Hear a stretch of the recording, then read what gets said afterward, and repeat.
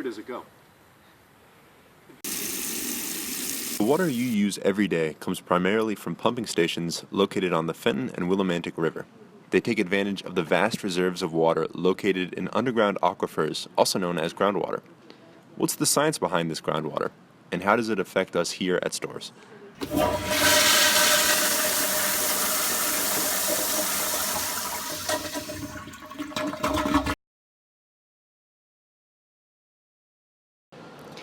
Groundwater is a hidden element in the lives of most, yet it has huge impacts on how we live.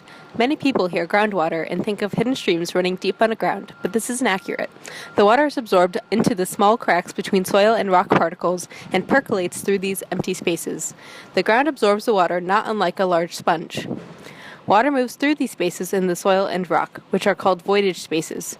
It is easier for the groundwater to move through bigger spaces, i.e. cracks or large material. Groundwater exists within two zones, the unsaturated and saturated zone. The unsaturated zone is the zone through which water percolates to reach the saturated zone. The saturated zone is where groundwater pools within these voidage spaces. Because ground composition is not uniform and sediments can have varying grain sizes and porosity, groundwater moves through this saturated zone at different rates. When it rains, moisture flows down through the unsaturated zone until it joins the bigger pool of groundwater underneath it. All groundwater in saturated zones are confined by impermeable or near impermeable layers of rock called a confining unit. The water table is a boundary line that fluctuates and represents the upper boundary of the saturated zone and the lower boundary of the unsaturated zone. Space underneath the water table is saturated, and all pores between the rocks are filled with water. The water table exists at the point at which the pore water pressure is equal to the atmospheric pressure. Pore water pressure is a result of material porosity in the zone, also known as regolith. High porosity pressure of water comes from finer regolith, low porosity, in the saturated zone, which then pushes the water into the nearest low pressure regime. Since the water cannot descend because the bedrock is impermeable, its only other option is to move up past the water table, leading to a phenomenon known as capillary fringe. The height of the water table is characteristic to its landscape since porosity of materials changes between locations. Atmospheric pressure on the water table varies based on the depth of the water due to gravitational force and also changes the height of the water table. If the saturated zone undergoes too much pumping, the water pressure will decrease due to the lack of volume, thereby lowering the water table. The lowering of the water table can have impacts on local animal and plant life. The recharge rate of a groundwater body is the rate at which the groundwater enters the saturated zone compared to the discharge rate. Recharge flow can come from rain and snow.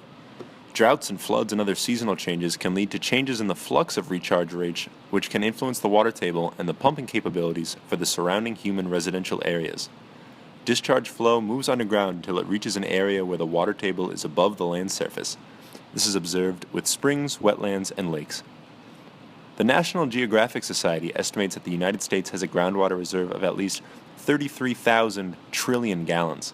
That's roughly equal to the amount of water moved into the Gulf of Mexico by the Mississippi River over the last 200 years. The University of Connecticut uses over 1 million gallons of water daily. Where does Yukon fall in its impact of groundwater in Connecticut, and what problems has the university faced with it in the past?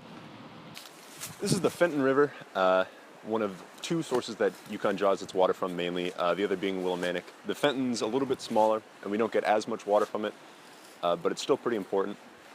In 2005, we had some problems.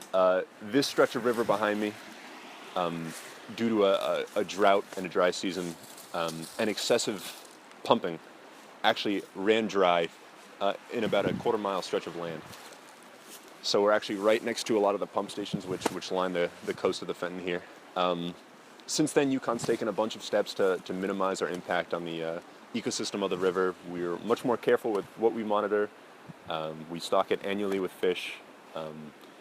All the well stations are upgraded to maintain that. We're not pumping excessively. We give the river rest periods where we don't pump during the night and only pump during the day, so that we have as little of an impact as possible, which is important for the fish living in the river and a lot of the organisms in the Yukon forest which depend on it. Yukon has roughly the population of 30,000 people. As such, we use a lot of water daily, about 1.3 million gallons to be exact. We pump around 2.3 million gallons from the Willimantic and about 850,000 from the Fenton River. We store this water in the water tanks behind me. They hold around 850,000 gallons of water. And we also store it underneath here, underneath our feet, the Yukon Band Marching Field, which holds around 5 million gallons of water.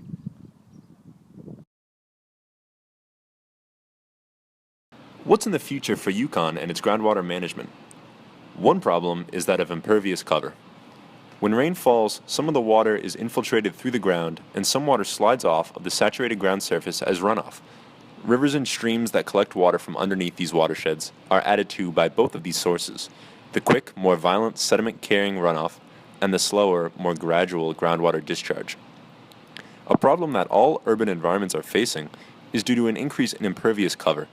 This is any landscape surface that cannot absorb rainwater into the ground, such as roads, sidewalks, parking lots, etc. An increase in impervious cover means that less water is moved into the ground after a rain, and a high percent is added to rivers and streams as runoff.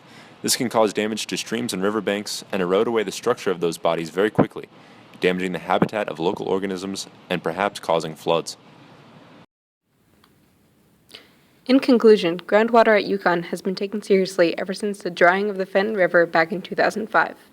As efforts continue to be made towards a sustainable usage of water, we also look to implement green technologies around campus such as green roofs and impervious pavement. Thank you.